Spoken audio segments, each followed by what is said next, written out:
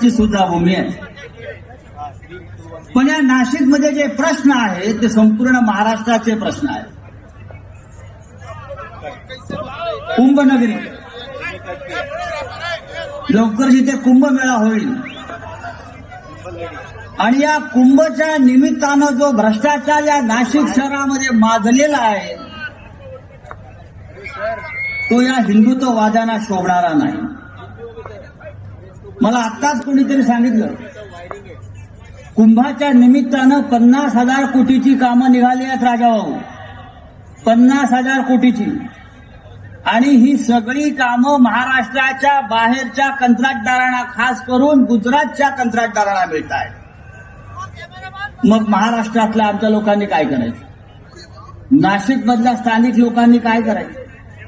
50,000 कोटीची कामं गिरीश महाजन नावाचा पालकमंत्री गुजरातच्या ठेकेदारांना देत असेल आणि ही सगळी यादी कोणत्या ठेकेदाराला कोणतं काम द्यायचं हे याची संपूर्ण यादी ही दिल्लीतून आली. मला एवढंच सांगायचं की जी आश्वासन या नाशिकच्या बाबतीमध्ये आतापर्यंत आपल्याला मिळालेली आहे ती सगळी फोल ठरली. स्मार्ट सिटी करणार होते नाशिक, स्मार्ट सिटी. 100 जी शहरं काढली स्मार्ट सिटी बनवण्यासाठी त्याच्यामध्ये नाशिक होतं. आणि 31 डिसेंबर 2025 पर्यंत या स्मार्ट सिटीचं काम पूर्ण करण्याचा निर्णय झालेला होता. पण आजही नाशिकची अवस्था ही पाटणा आणि लखनौपेक्षा वाईट आहे. जाऊन रस्ते बघा, पाणी पुरवठ्याचे प्रश्न बघा. नाशिकमध्ये 5-5 दिवस पाणी मिळत नाही लोकांना. पाण्याचं खासगीकरण करण्याचा विषय सुरू आहे. कोणासाठी? तर ठेकेदारांसाठी. या राज्याचे मुख्यमंत्री देवेंद्र फडणवीस यांनी नाशिक शहर दत्तक घेतलं होतं. दत्तक घेऊन केलं काय? सावत्र भावापेक्षा वाईट अवस्था देवेंद्र फडणवीस यांनी आज नाशिक शहराची केली.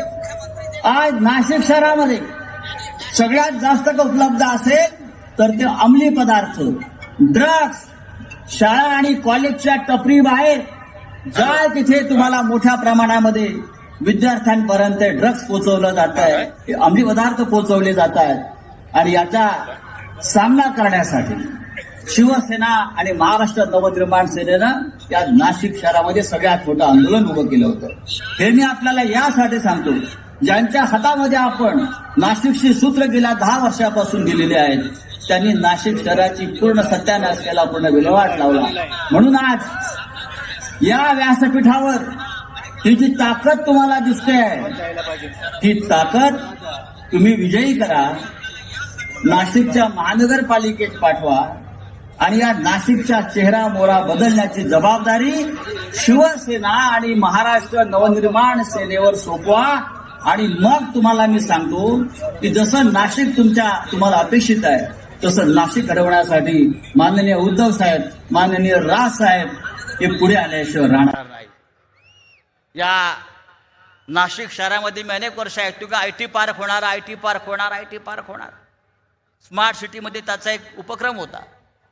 त्याचं काय झालं? कुंभच्या निमित्तानं तपोवनामध्ये 2000च्या आसपास झाडांची कत्तल केली. हिंदुत्ववादी सरकार आहे म्हणून त्यांना मी सांगू इच्छितो, नरेंद्र मोदींना या व्यासपीठावरून सांगू इच्छितो, काही महिन्यापूर्वी नरेंद्र मोदींनी अयोध्येमध्ये धर्मध्वजा फडकवली. धर्मध्वजा, त्या धर्मध्वजेवरती झाडाचं चित्र आहे. त्या धर्मध्वजेवरती झाडाचं चित्र आहे, तुम्ही पहा. आणि या श्रीरामाच्या भूमीमध्ये तुम्ही बिल्डरांच्या सोयीसाठी 2000 झाडांची कत्तल केली. ज्या ठिकाणी ही झाडं तोडलेली आहेत आज ती संपूर्ण जमीन भविष्यामध्ये बिल्डरांच्या ताब्यात देण्याचं काम सुरू आहे. कारण हा बिल्डर भारतीय जनता पक्षाच्या उमेदवारांचा खर्च करणार आहे अशी माझी माहिती आहे या निवडणुकीमध्ये. आणि म्हणून या झाडांची कत्तल त्यांच्या सोयीसाठी करण्यात आलेली आहे. त्र्यंबकेश्वरच्या रोडला आपल्या सामान्य मराठी माणसांच्या घरावरती बुलडोझर फिरवला. विकासाच्या नावाखाली, कुंभच्या नावाखाली वर्षानुवर्ष ज्यांचे तिकडे व्यवसाय आहेत, घरं आहेत, त्याच्यावरती बुलडोझर फिरवून हजारो आमच्या मराठी बांधवांना बेघर केलं. अशा प्रकारचा तुगलकी कारभार या नाशिक शहरामध्ये हिंदुत्वाच्या नावानं सुरू आहे. हे सगळं आपल्याला थांबवायचं आहे, हे सगळं आपल्याला रोखायचं आहे. आणि त्यासाठी एकच शक्ती, शिवशक्ती जे व्यासपीठावरती आणि समोर उपस्थित आहे, ही शिवशक्तीच हे सगळं रोखू शकेल. आपल्याला उद्धवजींना राजसाहेबांना ऐकायचं आहे. मी आपला फार वेळ घेणार नाही, पण या मैदानावर जी शक्ती जमलेली आहे, या शिवशक्तीमध्ये या नाशिकमध्ये परिवर्तन करण्याची संपूर्ण ताकद आहे. मला खात्री आहे की आपण सगळे उद्धवसाहेब राजसाहेब एकत्र आलेले आहेत. हे नाशिकसुद्धा त्यांच्या पाठीशी ठामपणे उभे राहील आणि या नाशिकमध्ये बदल घडवेल, परिवर्तन घडवेल. आणि भ्रष्ट राज्यकर्ते, ज्याने नाशिकची महानगरपालिका लुटली, ज्याने नाशिक शहर लुटलं, ज्याने नाशिकमध्ये भ्रष्टाचाराची वाळवी लावली, त्या सगळ्यांना आपण कायमचं घरी पाठवल्याशिवाय राहणार नाही. इतकंच बोलतो आणि तूर्त थांबतो. जय हिंद, जय महाराष्ट्र.